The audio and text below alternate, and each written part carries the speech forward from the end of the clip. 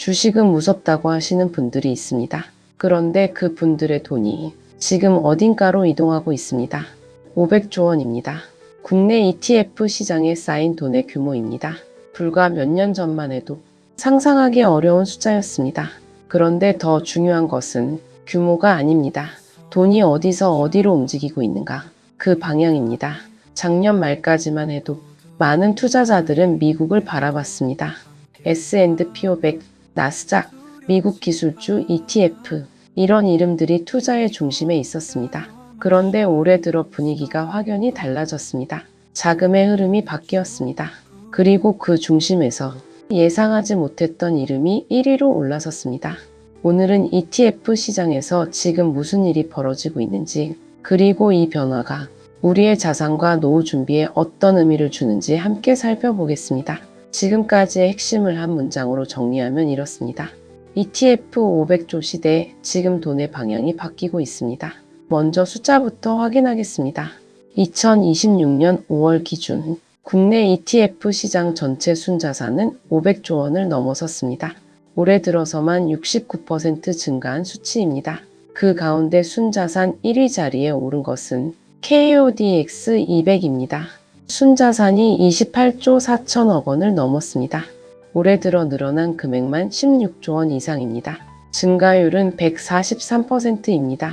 한때 ETF 시장을 이끌던 미국 S&P 500 ETF도 58% 성장했지만 올해는 국내 지수 ETF의 속도를 따라가지 못했습니다. 왜 이런 일이 벌어진 걸까요?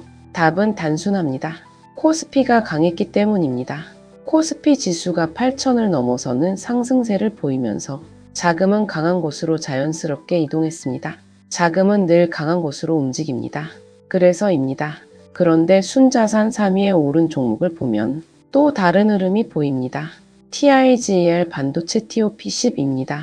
지난해 말 2조 8천억 원 수준이었던 이 ETF는 올해 들어 순자산이 4.3배로 불어나며 15조 원을 넘어섰습니다. 이게 참 묘합니다. 예전에는 삼성전자를 살까? SK하이닉스를 살까 고민하는 사람이 많았습니다. 하지만 최근에는 반도체 산업 전체에 투자하자는 흐름이 강해지고 있습니다. 이유가 있습니다.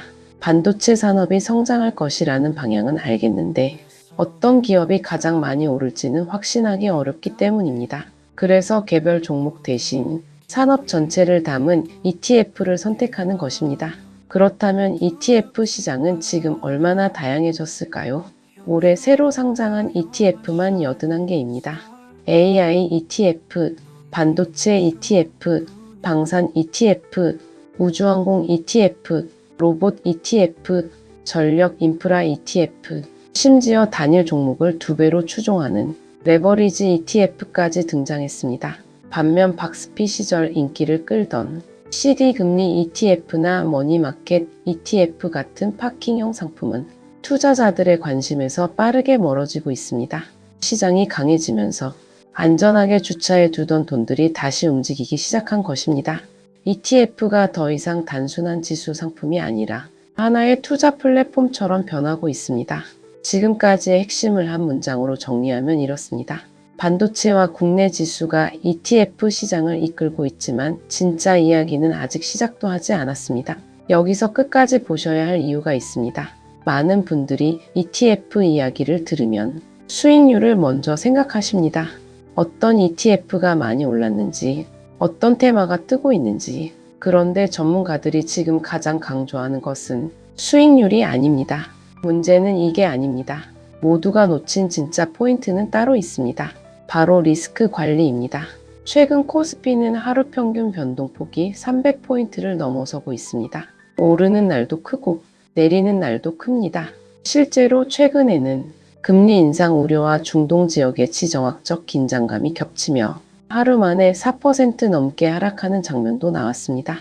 개별 종목 투자자라면 하루에도 마음이 여러 번 흔들릴 수밖에 없는 환경입니다. 하지만 ETF는 조금 다릅니다.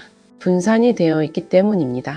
삼성자산운용 ETF 컨설팅 본부장은 코스피 200 같은 대표 지수를 전체 포트폴리오의 40% 수준으로 중심에 놓고 관심 있는 섹터나 테마 ETF를 추가하며 현금성 자산도 일정 비중 유지하는 전략을 언급했습니다. 중요한 점은 이것이 어디에 투자하라는 말이 아니라는 점입니다. 어떻게 위험을 나눌 것인가의 문제입니다. 이 지점입니다. 상승장에서는 수익률 이야기만 들립니다. 하지만 실제로 자산을 지켜온 사람들은 위험 관리도 함께 생각해 왔습니다. 그래서입니다. 그리고 여기서 더 큰 흐름이 보입니다. 지금 ETF에 들어오는 돈이 단순한 투자 자금만이 아니라는 점입니다. 퇴직연금과 개인연금 계좌를 통해 ETF에 투자하는 사람들이 빠르게 늘고 있습니다. 노후를 위한 돈이 ETF 시장으로 들어오기 시작한 것입니다. 미래에셋 자산운용 ETF 운용 본부장은 특정 자산이나 업종에 집중하기보다 글로벌 분산 투자로 리스크에 대비해야 한다고 말했습니다. 단기 매매가 아닌 긴 호흡의 노후 준비 도구로 ETF를 바라보라는 것입니다. 개별 사건이 아니라 더 큰 흐름입니다. ETF 시장의 성장은 단순한 투자 유행이 아닙니다. 투자 문화 자체가 바뀌고 있는 신호입니다. 예전에는 좋은 종목 하나를 찾는 것이 중요했습니다. 하지만 지금은 좋은 포트폴리오를 설계하는 것이 더 중요해지고 있습니다. 그래서입니다. 지금까지의 핵심을 한 문장으로 정리하면 이렇습니다. ETF의 진짜 가치는 수익률이 아니라 불확실한 시장에서 자산을 지키는 분산의 힘에 있습니다. 앞으로 ETF 시장은 더 다양해질 가능성이 있습니다. AI, 반도체, 방산, 우주항공, 에너지, 배당, 채권, 리츠, 원자재, 그리고 기초지수 상관계수 규제를 받지 않는 완전한 액티브 ETF까지 출시가 예정되어 있습니다. 선택지는 계속 늘어나고 있습니다. 투자자 입장에서는 기회이기도 하고 동시에 고민이기도 합니다. 상품이 많아질수록 무엇을 어떻게 선택할지가 더 어려워지기 때문입니다. 여기서 한 가지 생각해 볼 부분이 있습니다.